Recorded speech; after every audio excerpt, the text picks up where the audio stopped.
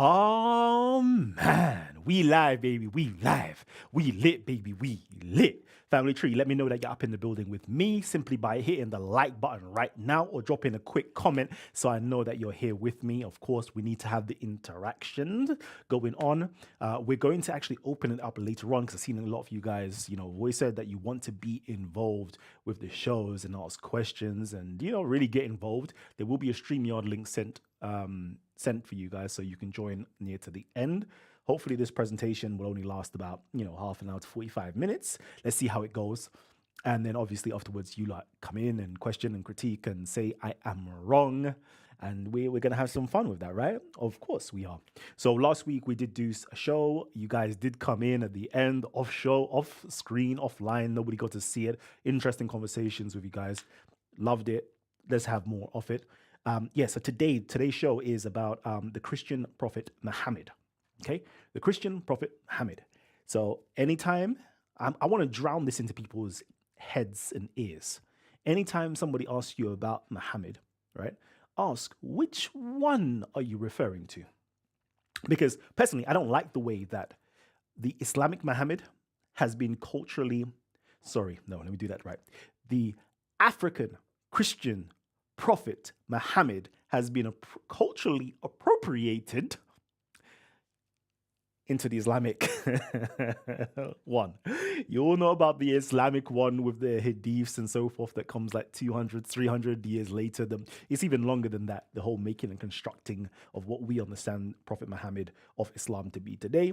But nobody knows about his antecedents, his prototype, where it originated from. Okay, and today we're going to actually do some showing and proving to kind of like let you guys know this is what it really is. So I can't wait for that. It's going to be really, really interesting. Let me just shout out some of you guys now. So we got Kwame Ma'at Ra, Nyame Mentuhotep says, when Professor Kalam talks about Islam, everyone sit and listen. Class is in session. God damn. Can't wait for that. So, over the weekend, I believe it was, we had David Wood and Robert Spencer going in at it about did Muhammad exist. It was a hilarious watch, to be honest with you. Absolutely hilarious. If you haven't watched it, please go and watch it. Like, you will enjoy it. But I'm always saddened by the fact that, you bring up some great points, but everybody's just missing the mark. And I want my purpose, right? My purpose is simply to get you guys to start asking these questions, not to Muslims. Muslims are wholly ignorant about this topic, right? And it's not no shade, because if you ask Christians, the majority of Christians are ignorant about the historical Jesus Christ. So it's not no shade on anybody like that. It's just that the followers, they're religious. They didn't just know about the religion. They will quote you hadiths and Quran and all of this stuff, right? But the historicity of it, how do you prove it? How do you go into history to delve into it? Most people just don't have a clue. And a lot of Christian debaters don't have a clue neither. And you have to go into the academic works. So when people try to comment, go back and forth with me in the comment section, I'm I'm listening to you, and it's just clear that you haven't read any books in terms of academic books on Islamic studies or Quranic studies or anything along those lines of history, because you wouldn't be making these blatant false statements. All right. So anyways, cool. So my thesis today, mind you, is this: the Christian, and it's always been, I think it's always been it. It's always been it. I think it's always been it, to be honest with you. I've written something on this, coming up to 9 years ago, Hidden, the East African origins of Islam. And I'm just basically rehashing the same stuff with more information, actually, mind you. And the thesis goes like this: the Christian Proto-Muhammad was appropriated into the making of the Islamic Muhammad. Okay. Again, I'll repeat that. The Christian Proto-Muhammad. A lot of you guys, right, don't know about this Christian prophet Muhammad. It's written inside of the Islamic literature. So nobody go off and say, Kalam, you're making stuff up. No, let's go there. Let's go there. I actually wanted to do a video on, what's his name? Skeptic Islamica, Teron Poole. He made a comment like, oh, who else agrees with you? Who else says this? No, what modern day scholars say the same thing that you say? I'm like, huh? I'm showing you source material. we're going into the very first literatures that's been released by, you know, Muslims, you know, it's Ibn Ishaq, Ibn Hisham, Tabari. We're going into things like Ibn Sa'ad, Tabakat, and so forth. We're going to all of this stuff. It's like, but which modern day scholars are saying what you're saying? So we're bypassing the source materials to go to the modern day scholars. I'm like, "Ah, cool. I want to do a video for you to just respond to you on that, just to show you the modern day scholars that are saying exactly what I'm saying. Because it's not just me. I always think like, oh, is it just me that sees this stuff? No, like modern day scholars see the same thing, but somehow it's not being vocalized and it's not becoming mainstream. And I want this to become mainstream. I want you to talk about the Christian Muhammad, the Christian prophet Muhammad. Please let us get that. I want to drum that into your heads, right? I already talked to you about the king, the country, and the empire. The king, the country, and the empire in terms of when you're talking about the historicity of Islam. Let's get into that. Okay, so let's go.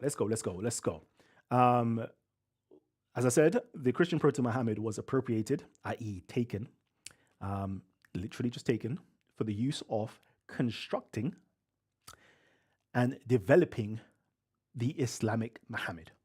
And we're going to show and prove that by demonstrating it with a particular character, a particular, how can I put it? No, it's not a pericope. What is it? It's a particular narrative. We're going to just pick apart a particular narrative, and then we're going to come to the conclusion, okay, Kalam, I actually agree with you. That's what we're going to do. We're going to do that. We're going to be like, Kalam, we agree with you now. I never saw it before, but now I do. All right, so let's go into this now.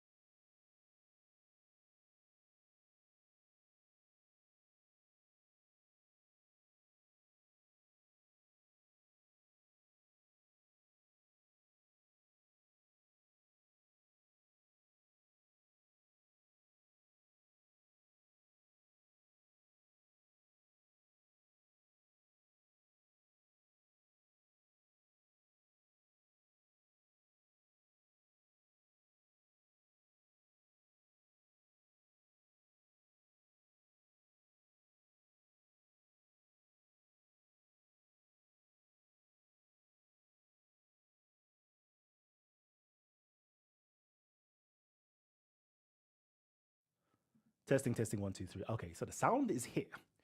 Bear with me. Bear with me. See, I was creating scenes. And I didn't put the actual sound on the scene. Give me a second and I will get the sound back on. Okay? Bear with me.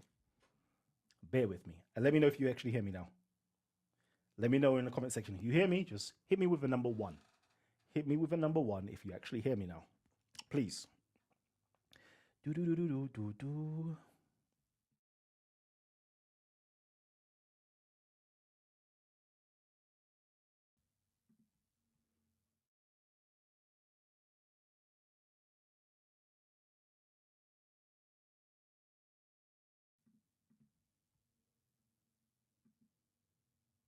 Testing, testing. Yep.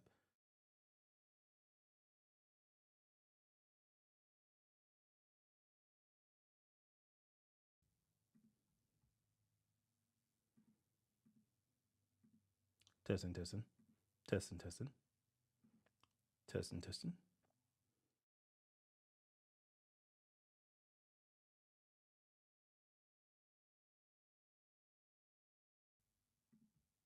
Testing, testing. Perfect. Testing, testing, testing, testing, testing, testing, testing, testing. Ooh. Okay, cool. Let's go to about here. Let me know. Is there sound now? Yeah, all good. All good. All right, perfect. So, you know what? Let me start it again. Let me start the whole show again. Mind you, I might as well because I think I'll have to edit the whole show just to get that back. Okay, cool. So, unfortunately, apologies, I'm gonna have to restart the whole thing. If you hear me clearly, which you lot say you do now, it's perfect. Cool. So let's go again. Oh man, welcome to Titans TV, another edition of me, myself, Callum L, discussing some really interesting conversations and topics. Right now, we're about to go in on the, what was it? Prophet Muhammad, sorry, the Christian Prophet Muhammad, that's it. So yeah, I'm going to go into that. We're going to talk about the Christian Prophet Muhammad, something that is rarely ever discussed with inside of the mainstream YouTube world. It's barely talked about with inside of academia, but it is talked about with inside of academia. And I don't think it's ever touched on really in terms of Muslims doing dawah and introducing the Christian Prophet Muhammad. So this is what I'm going to do. I am going to introduce the Christian Prophet Muhammad to you guys, and I'm actually going to make a very startling claim, and that claim is this, my thesis of the whole show. I've done a couple of shows on this already, and the thesis is this: the Christian Proto-Muhammad was appropriated into the making of the Islamic Muhammad. How so, you may say? Well, quite simple. Proto meaning before or the first. The first person, or let's say the first person or one of the first people named Muhammad within side of Islamic literature wasn't the Muslim the Muslim Muhammad that we all know about. It was actually a Christian who was named Muhammad, who was said to be a prophet, who was said to do dawah in the whole of Mecca, said to try to convert or bring people in towards worshipping at a particular Kaaba and bringing Christianity or a new form of Christianity towards the Arabian Peninsula. Very interesting stuff. But why don't we know about this? Why is it a hush-hush? Why is it kept secret? In all actuality, it's not actually kept secret. It's there within inside, as I said, of Islamic literature. But the problem being is most of us are not literate and we don't know this. And I am here to bring forth that information to you. Fortunately for you guys, I am an Afrocentric. That means I look at life through the African lens. So that means I look at, let's go into world history and let's see what was Africans doing at the time of certain events. For example, what were Africans doing in the time of the Renaissance? What was Africans doing in the times of Greek history or Roman history or ancient Egyptian history, etc., etc., etc. And this is a very good one. What was going on in so-called Arab or Islamic history? And here we go. We're going to be discussing the origins of Islam from an African perspective. And what's so beautiful about that is once we look at Islam through an African perspective, we get to see that there are Africans there involved in the origins of Islam. And unfortunately, modern day Islamic Islam, modern day Muslims, however you want to call it, they've literally appropriated, and I'm here to like fight that fight, you know. They've appropriated African, that's number one. I wish my Habishas were with me on this. If you're a Habisha, hey, yo, stand up for me, yeah? Stand up for me. I'm actually bringing you Habisha history right now. They appropriated Habisha or Abyssinian or African history, and not just Habisha or African history, Habisha African Christian history. And they made it into their own and completely obscure their origins of where Islam came from, okay? So we're going to be going into that today. So the thesis is there that Christian Proto-Muhammad was appropriated into the making of the Islamic Muhammad. And we're going to do show and tell. We're going to do a demonstration of that. We're going to actually look at some very interesting characters. So we're going to go into history. And my demonstration is going to be simple like this. It's going to be simple. We're going to discuss the most famous and most powerful character within side of Islamic history. And we're going to ascertain that person's identity in history so we can root the origins of these stories. Because if you do try to do it normally, you don't get anywhere. You really don't. But we're gonna go into that. I'm just giving you a little foreshadowing of what we're about to do. Very interesting stuff. Family Tree, let me know that you're here with me just by hitting the like button right now and give me some comments. Just tag Titans TV in there, and we're about to go in. So, right about now, we are going to be discussing this Muhammad. Yeah, this is my favorite Muhammad. Yeah, La ilaha illallah wa Muhammadan Rasulullah. Yeah, this is our messenger. This is he right here. Christians, you should be fighting that good fight, yeah, to discuss this one right here. Okay, this Christian prophet Muhammad. As you can see, he's a dark-skinned man, brown-skinned man with locks, nice white turban, and wearing nice Habesha clothing. Love this guy. Okay, this is the guy that is really at the heart of Islam, not at the heart of what we know Islam to be today, because the person who's at the heart of what we know Islam to be today is this fictitious, fabricated, I don't know. No, those are too much of a harsh words. There's this character that was made by utilizing the source of the other one, the African one, the black one, the black one. Okay, so this one here is your Islamic Muhammad, your Muslim Muhammad. That's cool. That's your guy's stuff. Okay, I don't even really want to talk too much about this guy right now. The main star of the show is this guy over here that nobody really knows about. So we're going to give him some props. So let's do a little quick reading. This is from the Tabakat of Ibn Sa'd, written roughly around 833. I need to go back into my mathematics and my history to really get it down. But yeah, this individual over here. And let's read it to you from Islamic sources, one of the earliest Islamic sources. It says here, Ali ibn Muhammad informed us on the authority of Salama ibn al-Fadl, here on the authority of Muhammad ibn Ishaq. And if you know about anything about Islamic history, this right here is the person who is classified as the father of Islamic history, Ibn Ishaq. He was the one who wrote the Sirah Rasulullah, the biography of Prophet Muhammad, okay? Or the messenger, or the apostle Muhammad, okay? It says here, Muhammad ibn Huzayba, a member of Banu Dakhwan, a branch of Banu Sulaim, was so named in the hope of prophethood. He went to Abraha in Yemen and remained there with his creed till he died. When he attained some position, his brother Qais ibn Khuzah recited, Our crown Muhammad is this. I have seen his flag hoisted in death. So, again, this is the individual that we're talking about. This Muhammad that had prophethood, was there with Abraha in Yemen, and had a certain position in there, and had a particular creed there. Okay, this is the person that we're really going to be delving into in further programs, and we're going to just kind of figure out who he was in actual history, not just simply looking at the Islamic traditions, but let's go into history. And what I love about history is, and what I love about them identifying him with certain individuals such as Abraha, a king. Now, we can always say, oh, we can't find certain people because not everybody is expected to have monuments, their names etched in epitaphs,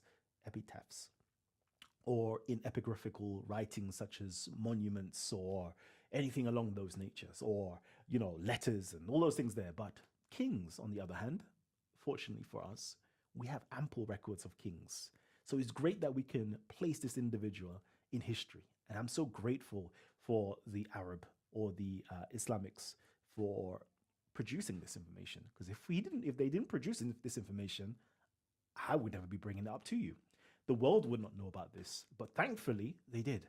And then thankfully, again, the archaeologists have actually been able to dig up information and find out more about what was going on with Abraha and, this particular prophet. So I love it. Let's go. We will definitely be talking about this later on. We'll be going back to this quote that's just there. That's written about the Islamic Prophet Muhammad. But for now, as I said, there is these two Muhammads, the African Muhammad and, I don't know, the pale Arab Muhammad. And I love this quote here because this quote that I'm going to read out to you guys, it kind of just, it emphasized the point that I'm about to make to you guys. It literally emphasized it. What's the point I'm making to you guys? That certain things were changed in history. Certain things were changed. Let's read it. Al-Kalbi mentioned, through the above mentioned chain of transmission, they had changed the description of Allah's messenger. Allah bless him and give him peace in their scripture. They made him white and tall, while the Prophet, Allah bless him and give him peace, was brown and of medium height. I just want that to sink in real quickly, just so you know that according to Al-Kalbi, he's saying that certain people changed the description of Allah's messenger, made him white instead of him being brown, made him white instead of being brown, made him white instead of being brown, made him white instead of being brown. I like that quote. I like that quote because we're going to figure out that there's just more than that, than simple changing of colors and complexions. Like, who cares what color and complexion these people were? Well, some people do care, but I like that. I just wanted to make that demarcation. So when we're talking about Prophet Muhammad of Islam, we're going to say he's the white one. But when we're talking about the Prophet of Christianity, the origins, he was a brown one that was later changed into being a white one. Hey, listen, are you not having fun? Is it just me? Is it just me that's having fun? I need some interaction. Give me some interaction in the comment section right now. Yeah, because I'm trying to read out some of the comments and I don't see no comments. Yeah, Kwame says in the Hebrew Bible, the word menachem means comforter. Rabbis use the word comforter as a title for the Messiah. The Aramaic triconsonantal root, Hamid, is the origin of many Arabic and some Hebrew words, including names in Arabic. The root means to praise. Okay, Rika B is here with the popcorn. Is Muhammad root comes from Muhammad or Hamid, both two different words, but Muslims say this comes from both. Okay, MHD. I don't know about the MHD, but the root would be HMD. Yes, the root would be HMD, whilst the prefix to it, which kind of gives it, what does it give it? Oh God, I'm going back into syntax now. So the morphology, you add the mu at the beginning, or the ma at the beginning, which is a prefix to make it something. So one of praise, or ma, which is a place. Anyways, let's not even get into the Arabicness of it. But yeah, the root of it is HMD. Anyways, let's get into this now. Let's get into this. It's going to get very interesting. So what I'm about to do right now, let's quickly look back at the notes, is go into this right here. Right here. And this right here is what I would classify as the most important figure within inside of the whole of Islam. And without this figure, there would not be an Islam. So, I want to go into this figure. I want to go into this figure right here. Because, how can I say this? If we don't go into this figure and we don't ascertain who this figure is, we will never really understand how Islam actually originated. Now, according to the Islamic story, there was a particular Ethiopian king. You can't get better well known than a king. You can't be better well attested than a king. the most powerful individuals within inside of history are always kings and emperors, basically. Maybe generals as well. Okay? So now we have to ascertain a particular king within inside of history. Within inside of the Islamic history, we know their story literally starts. Actually, let's go there. Actually, it literally starts.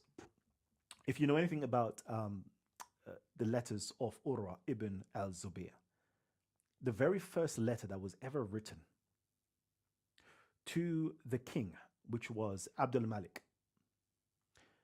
Abdul Malik was asking questions to Urwa, who was he was the brother to a caliph, actually. He was the brother to basically another king. But he was asking questions about Muhammad.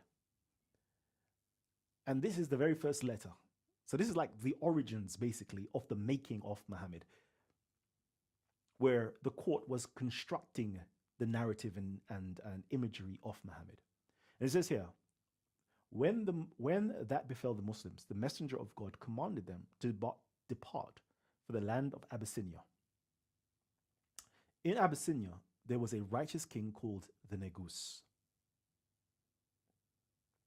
No one was oppressed in his land, and because of that, word of his righteousness spread. The land of Abyssinia was a destination for trade, where the Quraysh would conduct business, and where they had found a lucrative livelihood, safety, and a fair market. So the messenger of God commanded them to go there. Most of them went there. They found themselves beleaguered in Mecca. He feared what the trials of persecution, al-fitan, would do to them, but he himself remained and did not leave. So, in terms of the making of the Prophet Muhammad of Islam, the very first, from the top end down, was letters produced to give everybody a narrative of Muhammad.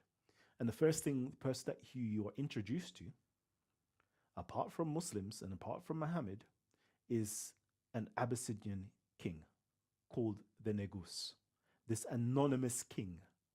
Because if you know anything about the Ethiopian language, Negus or Najashi just means king, right? But the proper terminology that people think about is the emperor, which is the Negus and Nagashi. Basically, the king of kings is the emperor. So most people confuse the emperor with the Abyssinian word for king, Najash or Najashi or Negus. So we know that Muhammad's followers supposedly went to Abyssinia, to this king, this anonymous king that we know nothing about. But today, we're going to figure out who this anonymous king is to demonstrate how. Back to the thesis of how a Christian Prophet Muhammad was appropriated into the Islamic Muhammad. We're going to go into that, okay? So, but before we do that, I actually want to jump a little bit, okay? I want to jump because we're definitely going to talk about the story of the Negus, but we need to go back and I need to set the stage for you guys. And me setting the stage, I want you guys to just sit back and watch a little video so I can set the stage, okay? Let's do that.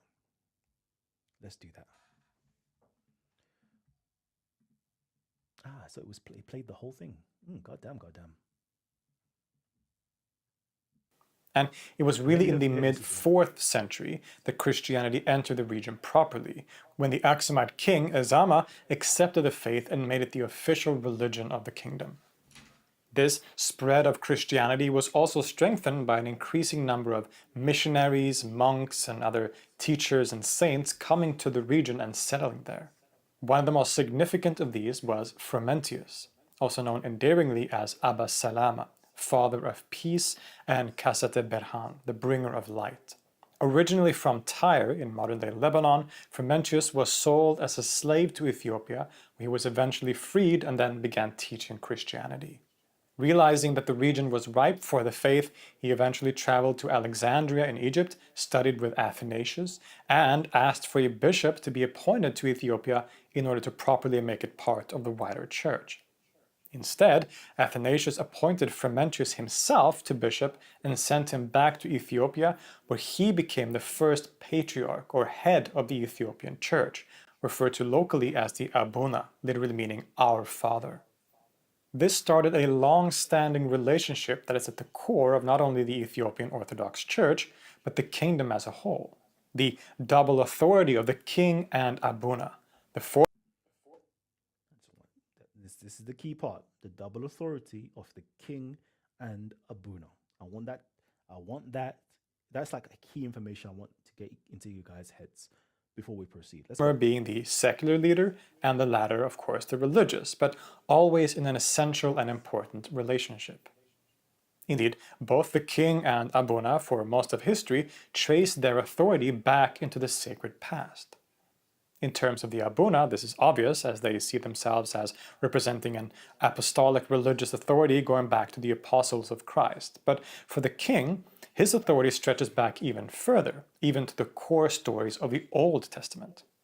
This sacred history is most famously and significantly captured in the Kebra Nagast, the Glory of Kings, a kind of national epic of Ethiopia that tells the story of the country's direct connection and interaction with the biblical kings and prophets. There is disagreement about when this epic was actually written, or at least compiled, with scholars today arguing for a dating in the Middle Ages in the 13th century.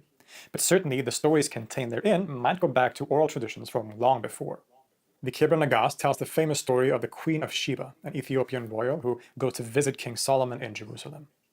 In this version, the two actually have a son, Menelik, who later returns to Jerusalem as an adult, announces himself to his father, and eventually makes his way back to Ethiopia with the very Ark of the Covenant, the sacred ark that houses the tablets containing the Ten Commandments.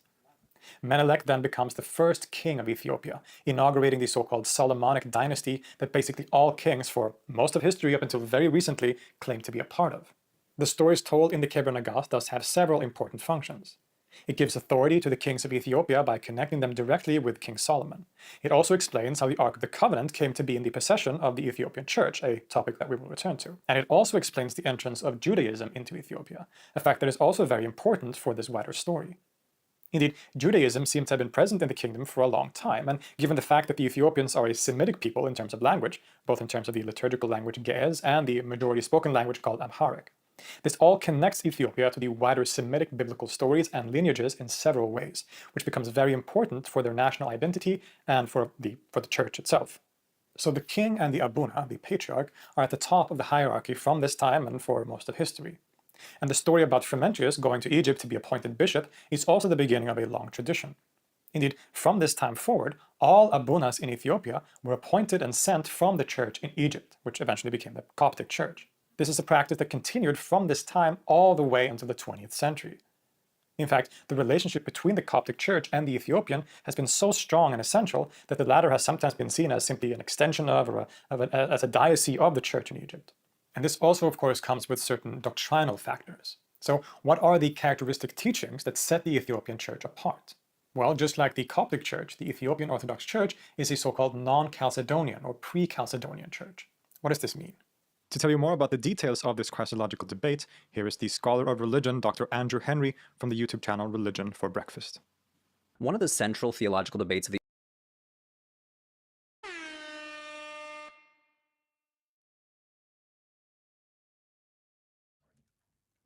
Big boy, big boy, big boy. That's all I was saying. You see this whole channel right here? Big channel, big channel. You guys should go and check it out, actually. So I wanted to lay the foundation because what they're about to go into was going to be like so deep. It's for like a second show right there, because that really goes into the history of this particular Muhammad that we're talking about. Okay. And what do I mean by this? In both stories of the Christian Muhammad and the Muslim Muhammad, they're both inextricably linked to an Ethiopian king. Why is that? Both their stories start off with an Ethiopian king. Why is that? The answer is because the highest authority within side of Ethiopian controlled empires is the king, and he's Abuna. He's king, the king, and he's Abuna, or the king and he's bishop, or the king and he's archbishop, or patriarch, whatever you want to call it. Okay, those are the two most important figures. One exerts legal, or how can I put it? The physical, material world, like that's his state, and the spiritual state belongs to the Abuna. This is the importance of it.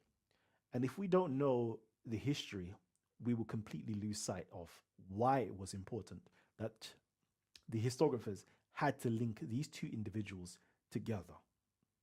Once you understand the history, you'll understand the importance of it. Once you understand where it was about to go to, which was to do with the pre-Chalcedonian creeds and so forth, you'll understand in history there was a breaking away from the Ethiopian orthodoxy by Abraha, and that breaking away meant that he's no longer tied to the Egyptian church, but he constructed and created his new form of Christianity, which therefore needed a bishop or an archbishop in terms of an Abuna. Okay, it needed that to create its own new form of religion and its new form of Christianity and its new system that was in place in terms of hierarchy as well. All right, but I think I'm going to leave that for another show, because that there entails, how can I put it? That entails Syriac, Byzantine, Arabic, and other literature sources, and I don't want to muddle the pond. I want to just keep it kind of Islamic, kind of show you where Islam has it. So if my Muslims are watching, they'll be like, yeah, we can take from that. But if I start bringing in Syriac stuff, they might be like, I don't know about that, fam. I don't know about that. So yeah, let's go into this, okay? So I just really want to get you into your heads about these two powers and why it's important that both stories had a prophet linked to a Ethiopian king. Now, oh man, Sam Con, you're up in here with me, okay? So now when we go into the story of the Negus, I want to do this now. So this is Islamic stuff now. The Islamic side of stuff, they tell us about this particular king, okay? They tell us about this king. They tell us the basic outline of the story of the Negus is that, of course, he's a king. There was a particular rebel. No, let's start from the beginning. It's number 2, actually. He was sold into slavery by a merchant in Ethiopia that was doing boating. He was sold into slavery. Wow. A king that was sold into slavery. He got emancipated, or, freed, and became the king. Sometime within inside of his reign, a rebel arose, and the Muslims were in fright of this rebel that arose, but he was able to defeat that rebel.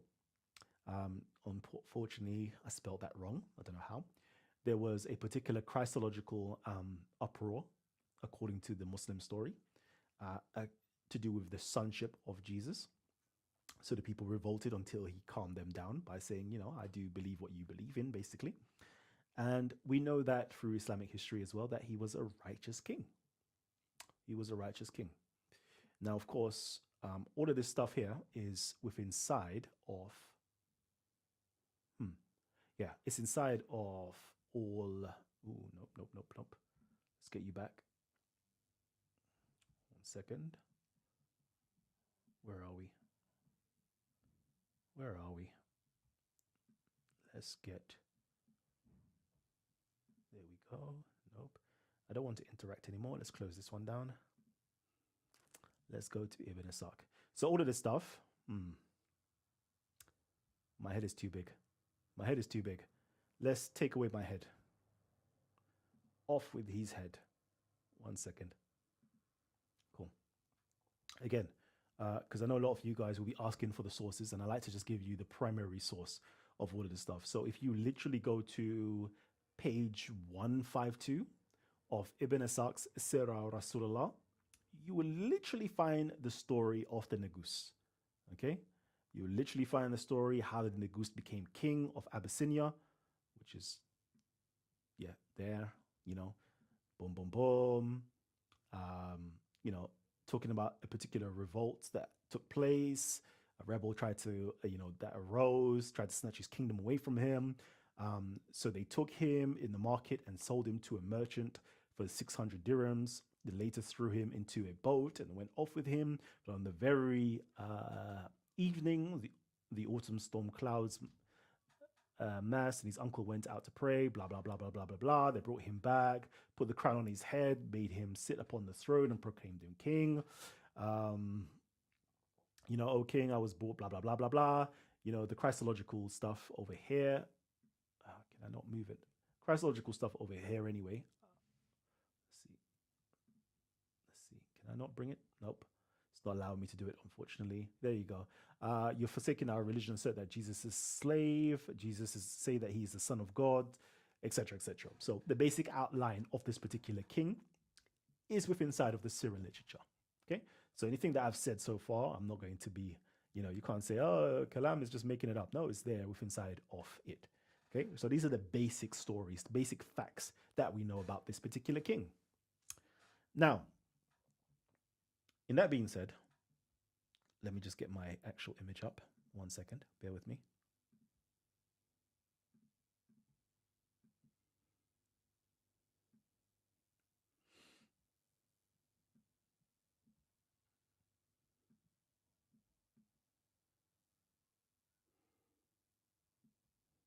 Doesn't need to be perfect. Cool. So that's the basic story of this particular anonymous king within inside of the history of Islam. But if this story is true, can we find this anonymous king within inside of history?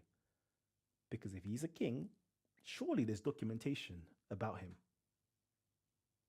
And the answer to this is, yeah, we can. We can.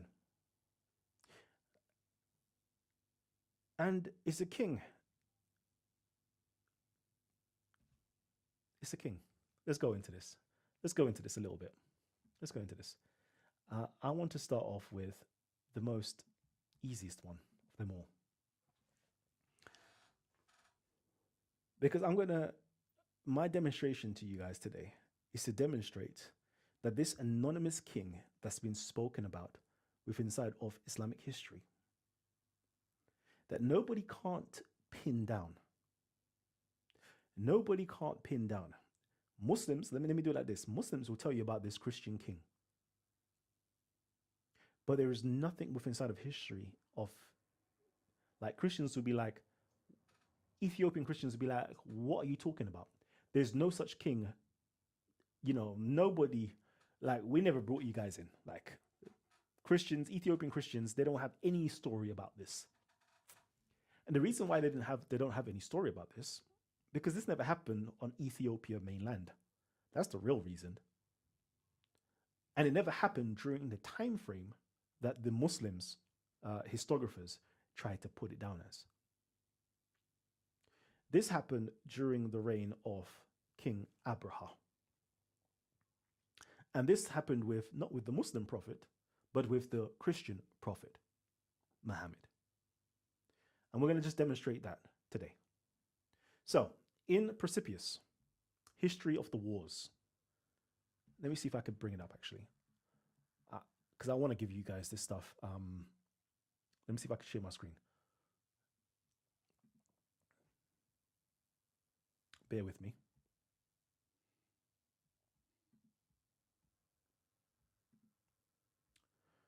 Boo-doo-doo-doo.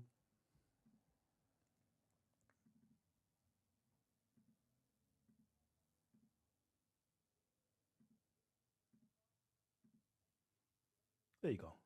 So I'm going to do it like this so you guys can actually go and find it yourselves. I might have to just move my head. No, I could put it here, right? There you go.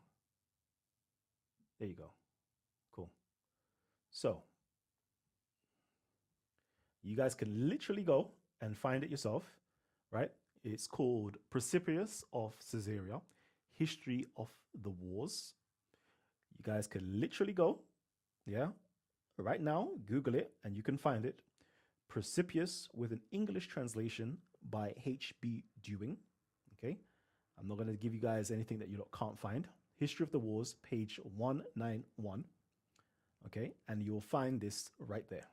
Okay, it says here, now this Abramus was a Christian, but a slave of a Roman citizen who was engaged in the business of shipping in the city of Adulis in Ethiopia.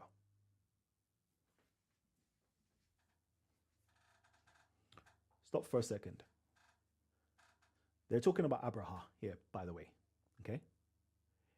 Abraha's story is, according to Procopius of Caesarea, written in Greek, written in 550 AD, roughly, circa 550 AD. Let me just quickly make sure I am correct in saying that by giving you this.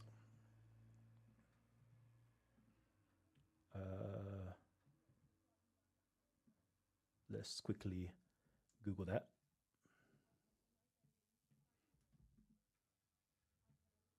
Yeah, so by latest 565, but I'm pretty sure that they said it was 550 when he actually wrote this, okay? So, him writing this about a particular king, a particular Negus, he says here, he was a Christian, but a slave of a Roman citizen who was engaged in the business of shipping in the city of Adulis in Ethiopia. This is Abraha. This is Abraha. Now, the Ethiopian king of Islam is said to be what? Is said to be what? Let's quickly get it again.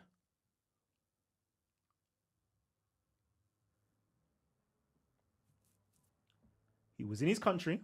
They took him to the market and sold him to a merchant for 600 dirhams that later threw him into a boat and went off with him, but on that very evening. Oh, let me just make sure it's there so you guys can see it.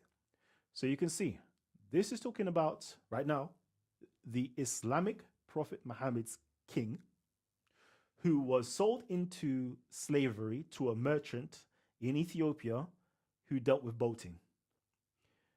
But the historical records, talking about Abraha, is said to be a Christian who was sold as a slave to a Roman citizen who was engaged in business of shipping in the city of Adulis in Ethiopia.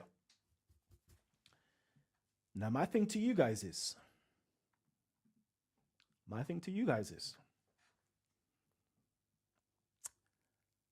what's the odds of two Ethiopian kings in the space of 10, 20 years apart from each other, 30 years apart from each other, that were sold into slavery to a Roman merchant who dealt with boating in Ethiopia? What are the odds if you want to tell me that these are two different kings? Because that could be the response. Oh, these are two different kings. But what are the odds that these two different kings share the same story? What are the odds that these two different kings are also said to have a prophet by their side? To have a prophet, not simply a prophet, but a prophet called Muhammad by their side. What are the odds of that? I don't know. You tell me, innit? Like, you tell me. I do want to actually bring out the rest of it because we can show you as well, you know, the same story. We can go into the archaeology and we can find out that, oh yes, we have the same story of a rebel that tried to take over, you know, we're going into history now. This is history, okay? So if we go into history, we find that. Where are we? We find that there is another, you know, this is an inscription of the Marib Dam, CIH 541, okay? With the power, assistance, and mercifulness of Rahman and his Messiah, and of his Messiah, and the Spirit of the Holiness, I have written this inscription myself, Abraha, the Ge'ez king of Rahmes, king of Saba, etc., etc., etc., etc. Well, actually, this is very important. of Dhuredan, of Hadramat, of Yemenat, and of the Arabs in the upper country and on the coast. Abraham has written this inscription after revolted and broke his oath Yasid ibn Kabshat, his governor, whom he had appointed over Kinda, while this tribe had no governor. He rebelled, and with him the princes of Saba, the etc., etc., etc. So we can see archaeological records that this particular Abraha, a person of history, a person of history, also had a revolt that took place. Okay? He also had a rebel that arose that tried to threaten his country. And again, we'll just go to the Islamic records and we see the same story. Yeah, let's quickly just go there again so we can just see. Look, where are we? There we go. There we go. Now, this is the Islamic records talking about the Islamic Prophet Muhammad and this anonymous Ethiopian king. While we were living, thus a rebel arose that snatched his kingdom from him, and I never knew us to be so sad, as we were at that in our anxiety lest this fellow would get the better of the Negus, and that man would arise who did not know our case as the Negus did. Okay, so we can see the same stories from history is somehow ending up in the Islamic records of this Muhammad of Islam's king, Ethiopian king.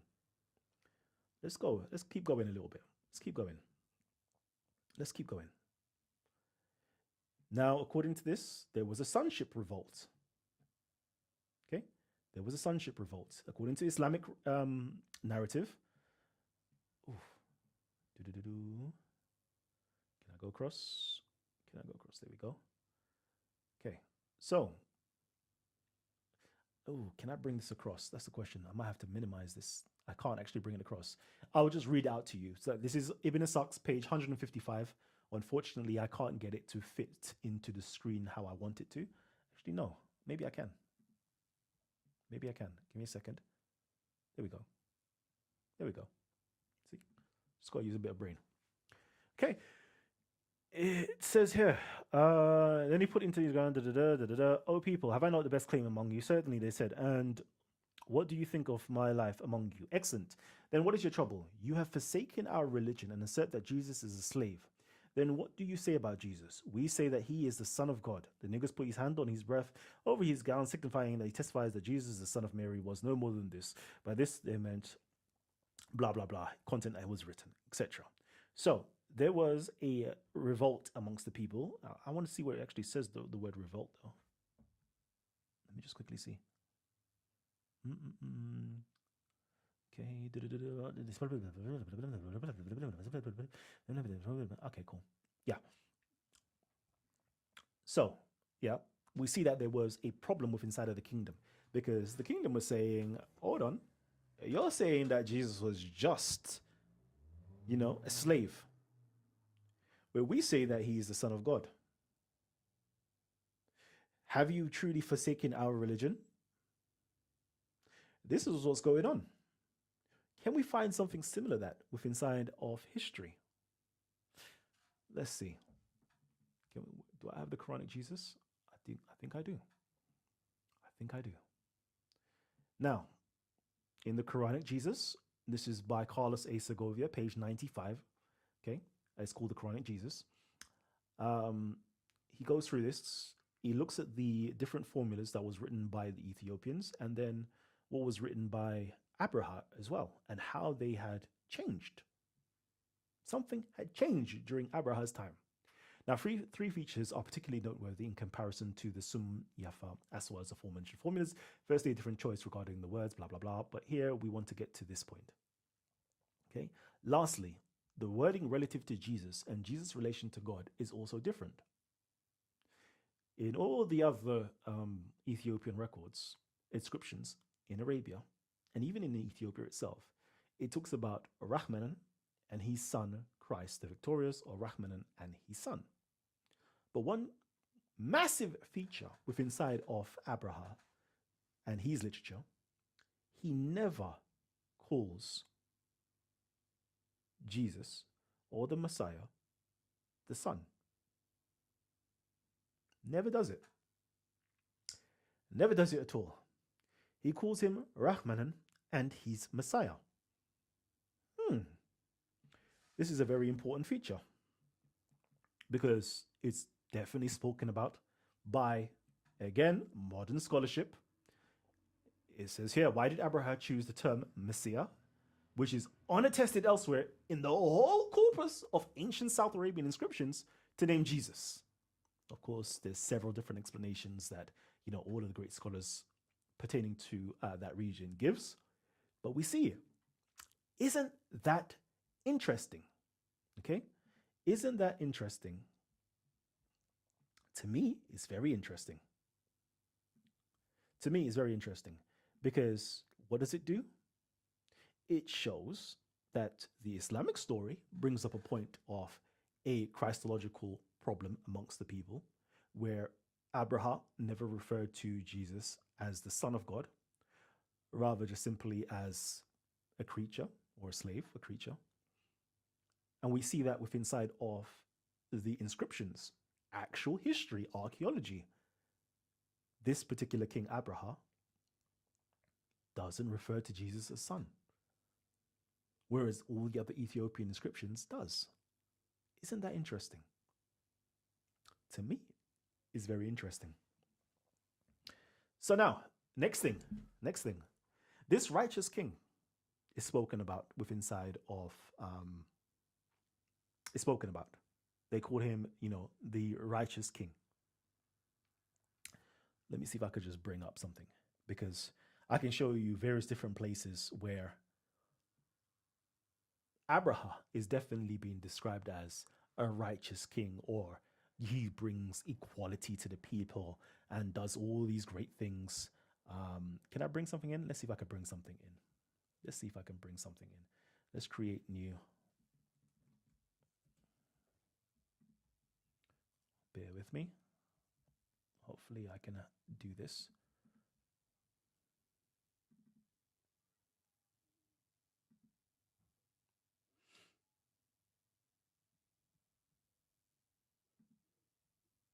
Cool. Now, over here, we have, here we go. So this is, if you go into Tabari, volume 5, page 232, with inside of the notations, we have a little commentary in here. And it says here, Abraham himself, of servile origin, was thus able to champion the cause of the excluded rank and file and the lower classes, and was able to lead an uprising against Ariat in the name of equality of treatment. Okay, and we'll find also within side of cool. So that's that. Let's cancel that. Let's also go to. Let's see if we can find something else. Also, give me a second. There we go. We can also find within side of Al-Jahiz. This is Abraha by Ori Rubin. This is a encyclopedia entry, and it talks about it. And he says that Abraha is known as, another verse describes Abraha as the greatest king, and another one praises Abu Yaksam as surpassing any immortal creature, if ever there was one. Okay, so we see that heavily that this particular king Abraha is being praised within inside of Islamic literature. But one thing they don't know, or one thing they leave out, should I say, one thing they leave out because of what has happened, they don't know that this particular Abraha was the king, this anonymous Negus of the Islamic records. This particular Abraha was the king inside of the Islamic records. This particular Abraha was joined at the hip with his Christian prophet, Muhammad. But unfortunately, a group of people have changed the description. And not simply the description, the narrative. They constructed the sin, the standard Islamic narrative, to construct the story of the Islamic Prophet Muhammad by utilizing the source materials of the Christian Prophet Muhammad and, of course, the Christian African king Abraha. This is what took place in history. And it's a goddamn shame nobody is talking about this. Nobody is talking about this. That the king within side of history, this anonymous king within side of the history of Islam, can't be found. Can't be found. Academia, they say we can't find this king. Christians say we can't find this king. Muslims say we can't even find this king. And the reason why you can't find this king is because this particular king is none other than Abraha, that is supposed to predate your Islamic Muhammad. And if you guys really took your time out and understood history and understood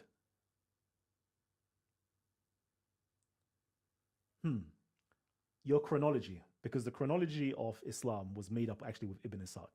Ibn Ishaq was simply collating all this information that he's heard about, you know, the Ethiopians and Muhammad, etc., etc., etc. His mind maybe couldn't fathom that this is one and the same person. So let's just create this Muhammad as being something after the time of the Christian Prophet Muhammad and after the time of Abraha. But in reality, it was one and the same person. That split that took place in history when Ibn Ishaq was constructing this new narrative for everybody else to follow, right? He made that split. Either he suppressed the name or the name was unintentionally omitted. And now we have two different Muhammads, one black, one white, one Christian, one Muslim.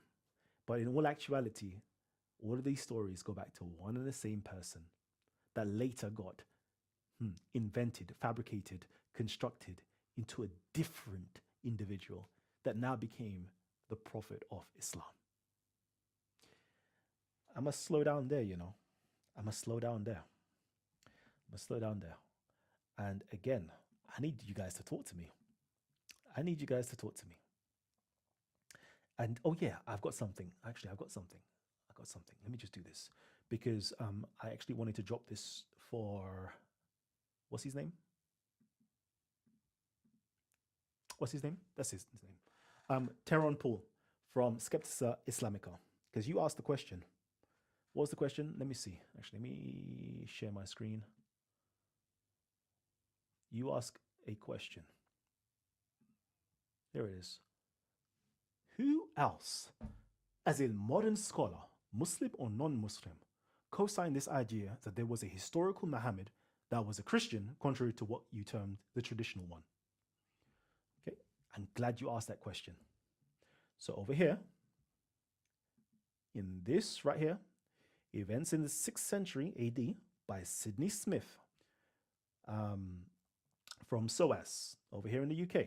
Okay, we're going to find that he says exactly what I say. Okay, it's not me making stuff up. I'm too smart to make stuff up. Too smart, way too smart. Sorry, not too smart. I'm too well read to make stuff up. It's just easier to just quote books for you guys. Anyways, so again, we're talking about Abraha here, and it says here, once Ma'ad was subjected to Abraha, it is probable that he would install the former emir Qais ibn Khuzai, on whom he could rely on.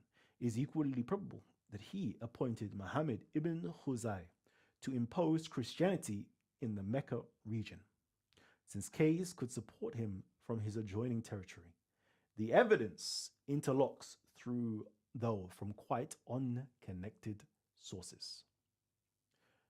Procopius stated that the expedition was undertaken after Abramus was firmly established. The damn inscription of Abra at Marib, constantly referred to but rarely used in considering the sequence of events, records how Abraha secured rule over a united kingdom in a year when he was already recognized as the legitimate king by great powers. This is page 437, events in Arabia in the 6th century AD. I see a lot of Christians, yeah, talking about the origins of Islam. You have Mel, you have Jay Smith, Robert Spencer, and all these people. The problem with you guys, right, when you're doing your analysis, is that you're still following the standard Islamic narrative. And you're looking for a Muhammad in the 7th century. Broski, if you want to find him, you're going to have to go back to the 6th century. Go back into the 6th century, okay? Roughly 550 AD, right? 570 AD. Go back there. No, you can go further back. Go back to 520 AD even, okay? Go back into history and figure out what was going on in South Arabia, in the Hijaz, with the Ethiopians, and how they took over stuff. And there you will find a historical Muhammad. Sometimes I don't know whether it's racism or if it's ignorance, that people don't want to give credit to the Africans that birthed all of this stuff. And it's not simply Africans that birthed this. It was African Christians that birthed all of this. All of the mess that you see today. The good and the bad. Yeah. We have to take it back to the African Christians that did this. Okay. There is much more that I actually want to give to you guys. Let me see. There's much more that I wanted to do, you know. There's much more. Oh, no. Oh, let me keep on giving some quotes. Because I'm responding to my guy, right? I'm responding to, that guy. Ooh, Banu Sulaim. Ooh, Banu Sulaim. Let's see. Where are we? What page do I want to go to? I love it. Ooh, concerning the complexions of the Sulaimis. Ooh, that's a nice one. The Sulaimis are singled out for their talents as warriors, especially as horsemen, and for being a somewhat darker complexion than the members of other tribes. Al-Kalbi used to say that among the Qais Island, the leading house was that of Haftan, more specifically of Hazara. Strength was in the Banu Amir, and the horsemen were in Sulaim. 2 of the 4 black warriors, fondly named Aghribat al-Arab, were Sulaimis. They were the Mukhdaram poet and tribal leader. Okay, cool. So they're just talking about how black they were. Oh, okay. I love that. See, the blackness of this particular prophet Muhammad. Let's talk about the blackness of him. But that's not even where I wanted to go to. And this is, again, like, people are like, why are you talking about color for? Is it me? Or am I just not reading? Am I not just reading what they're saying? There you go. Okay, so yeah, who else talks about this Christian prophet Muhammad, you say? Who wrote this actually? Banu Sulaim. Is this Michael Lecker? I think it might be Michael Lecker. I'll go back into it in a minute and check who actually wrote it. See? Abraha reportedly crowned Muhammad ibn Khuzah and appointed him as the commander of the troop of Mudar. He ordered him to carry out religious propaganda among the people in order to make them perform the pilgrimage to Al-Qulais, the church he had built. Okay? And was with him in his religion, blah, blah, blah, blah, blah. Okay, cool. So, you asked which other scholars, modern day scholars, talk about him. Yeah, here we go. These are the other modern day scholars that talk about him. Let's just quickly go to over here. I want to just get right to the beginning. Okay, I can't. Is it not letting me get to the beginning? 1 second. Why are you... Can I just alter this? Page 1. This Banu Sulaim is written by Michael Lecker. I was correct. Yeah, Michael Lecker. So yeah, for those of you guys who was asking, what are the modern day scholars that talk about or discuss the Christian prophet Muhammad? Those are 2 authors that you lot can start off with. Okay.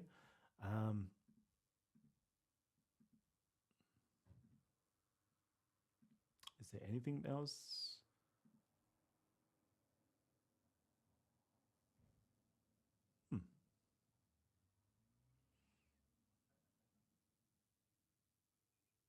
Oh yeah, this is it. This is something of interest, actually. This is something of interest for you guys. So this is the 1st century sources we can go into that in a little while, but let's just kind of give you a quick oversight of this. It says here, however, as Gorka and Scholer showed in the analysis of the Aura Corpus of Syro traditions, the interest in chronology apparently only started in the generation of Al-Zori and became a major interest only in the generation of Ibn Ishaq and Musa ibn Uqba, as apparently there was no generally accepted chronology prior to the generation of Ibn Ishaq and Musa ibn Uqba, and probably no consensus apart from very few key dates. The attempts of creating a consistent chronology displays a lot of contradictions. This is not only apparent when comparing different chronologies as those of Ibn Ishaq, Musa ibn Uqba, and al-Waqidi, but also within the single works. And this is the point that I want to actually make to you guys. These people are just collecting traditions. And after collecting traditions that's connected with a particular narrative, i.e. Abyssinians or whatever the case is, they artificially construct a chronology. They artificially construct a chronology. And unfortunately, the standard Islamic narrative that has been accepted as the chronology is pushed 30 to 50 years into the future of what actually took place in history. More time they will tell you that, oh, Muhammad was born in the year of the elephant, 570. You know what true historians say? If the year of the elephant actually existed, it wouldn't have taken place in the year 570. It would have taken place in the year 555 or around circa 555. You know what else they say within inside of Islamic history? Guess what? Muhammad wasn't actually born in the year of the elephant. He was actually born 30 years prior to the year of the elephant, or even 30 years after the year of the elephant, depending on whichever sources you go to, or 23 years before the year of the elephant, etc., etc., etc. They themselves don't even know the chronology. As they say here, it really started in the era of Ibn Ishaq and Musa ibn Uqba. They collected all of these stories and then constructed a narrative and then gave it a chronology. And the chronology is way off. But the beauty of what we have today is we can go back into the history books. We can literally go back into the history books. Let me get my big head on the screen. We can literally go back into the history books. We can literally go back into the archaeology that's remaining and find these stories to the point that we realize, hold on, I've heard this story before. Hold on, I've seen the archaeology of this before. Don't trick me. Don't teach me anything wrong. I can find this black man in African history. But anyways, I'm going to stop there. And I'm going to invite you guys to converse with me. Okay? I'm going to stop right there and invite you guys to converse with me. Let me see. What can I do? Did I create a StreamYard link? Let me go on StreamYard quickly. Ooh, okay. Tabari Procopius. Now, let's go here. StreamYard. Do-do-do-do-do.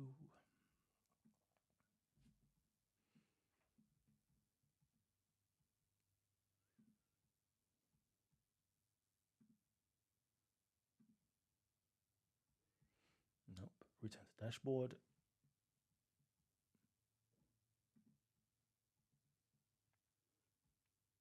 Come on. Come on, come on, come on. Settings. We want this.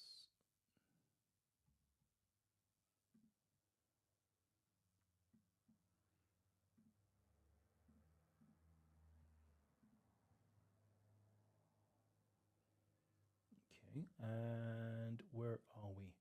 Where is it? Where's the invite button? Sorry, bear with me 1 second. Invite you guys, copy this link. Live stream. Here you go. I'm not here for a long time.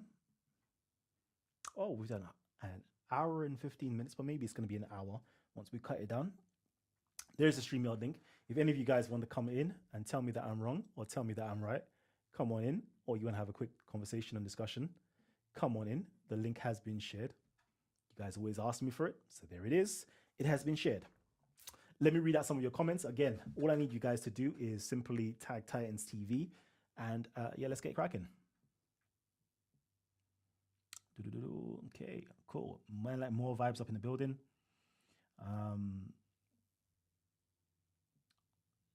Do you think Muhammad wasn't really from Mecca? I don't think there is any proof that Muhammad was ever from Mecca. I think that was some eisegesis. That was some reading into the text and creating a whole narrative from certain words that was in the text. That's my opinion on it. I haven't done a deep dive into it, so I'm just going to say that's an opinion rather than that's the fact. But there is no evidence that he was from Mecca, full stop. Yeah. Unless you want to say the standard Islamic narrative, is true, but that's not how history really works. How do we verify that he was from Mecca? We can verify there was a Yathrib, i.e. Medina, but we have yet to verify this whole Mecca story. Can you please explain how Abraham could be a Christian when Christians didn't even exist in his time? Abraham being a Christian, that's wild. Okay. There will be some mental gymnastics for that one.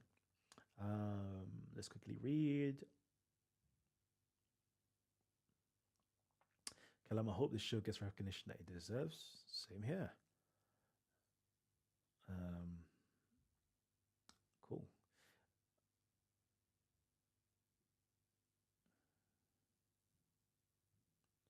Yeah. Oh yeah, and yeah, I know about Lloyd de Jong. Yeah. Thank you. AJ Jew's theory. I don't know AJ Jew's theory, to be honest with you. I don't know. Okay, cool. So again, I already offered everybody the opportunity to come on to the show, right? I know you guys are going to literally come on after I've closed the live show down. I don't want to see you guys coming through over here on the StreamYard. But again, I've opened up to you. Yeah, I've told you a lot. You're more than welcome to come in, but nobody's taking up the offer to come on in. But anyways, so yeah, let me just close this down to just basically conclude everything. So my thesis today was that the Christian Proto-Muhammad, i.e., let's do that. That's how I like to do that. I.e., this Muhammad, the Black Muhammad, African Muhammad, the Christian Muhammad, okay, was appropriated into the making of the Islamic Muhammad, okay?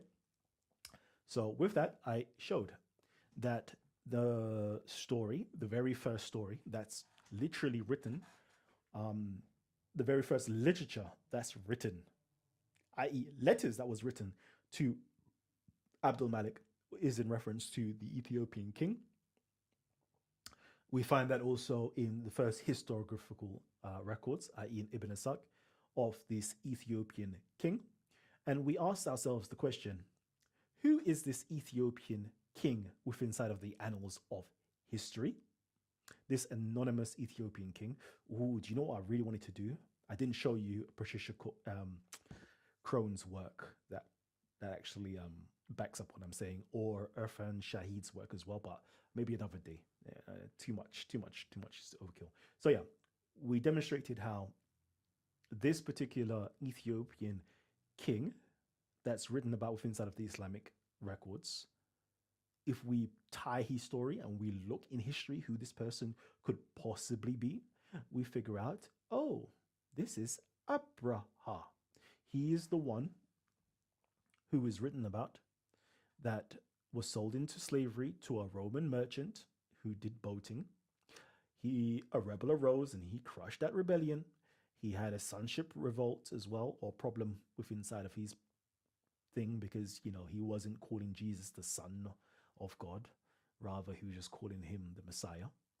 And we also find out that he is a righteous king, and we find it all throughout. If you look at Christendom, you find that this person is highly praised, one of the most highly praised kings there as well. So we find everything that aligns that this particular king written about within inside of Islamic records is actually the Ethiopian king called Abraha. What I really wanted to do as well was actually show you which Crone and Cook, they did an absolutely wonderful job in. Let me quickly see. Do I have it here? It's called the Meccan. Sorry, 1 second. Yeah, the Meccan trade. Okay, and in there, they're going deep. Okay, because they show you that basically, when they're talking about Ethiopia, yeah, Muhammad and his followers, there is nothing in any records, yeah, to tell you that they actually went to Aksum. Okay, rather the place that they went to was in Yemen, basically the Yemeni region, and that Yemeni region was in control of the Abyssinians, who were okay, cool. Maybe it's here. Ethiopia's problematic case. It is identified as a Qurayshi matjor of some importance in both Ibn Khaldabi's account and elsewhere, yet there is practically no concrete evidence on the trade in question. See, I love it, because people be thinking, oh, Callum, you're just talking. No, it's not just me talking. I'm telling you, the problem is most of you guys, you don't read academic work. So what I say just sounds crazy to you guys, like, oh, you're changed, bro. I'm like, no, like, just read some academic work and you will understand that, like, this is just commonplace what I'm saying, but to you, it just sounds wild, but this is just commonplace. Anyways, it says here, one story, Qurayshi traders returned from Ethiopia via the Yemen, but some hold the traders in question never to have gone further than the Yemen, etc. Let's see, there is no information on where the traders went in Ethiopia. The name of Adolis, the famous Ethiopian port, is unknown to the sources on pre-Islamic Arabia and the rise of Islam. See, so they never went to no Aksum. Yeah. Anyways, and the Maxum quarter in Mecca, okay, at which Ethiopians were to be found. Residues of Abra's army are supposed to stay behind in Mecca, working as craftsmen and shepherds.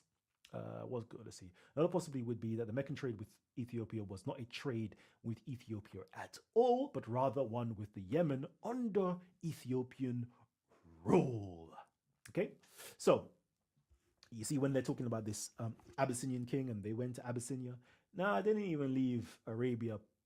Well, what we know as the peninsula of Arabia, they just simply went into Abyssinian territory, which was known as the Black Hijaz within inside of Islamic literature.